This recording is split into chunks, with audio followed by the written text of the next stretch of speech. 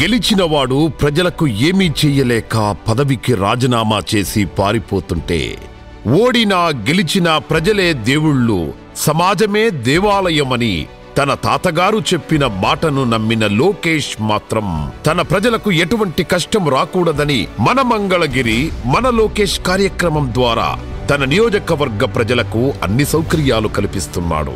ఆరోగ్య రథం, అన్నా క్యాంటీన్, ఉచిత వైద్యశాలలు, ప్లే గ్రౌండ్లు, ఉచిత త్రాగునీరు, ఉచిత మంచినీరు, చిరు వ్యాపారులకు ఆర్థిక సహాయం, ఇవి మాత్రమే కాకుండా మరెన్నో అభివృద్ధి కార్యక్రమాలు చేసి మంగళగిరికి నేనున్నానంటూ ప్రజలకు అన్నీ తానై నిలబడ్డాడు.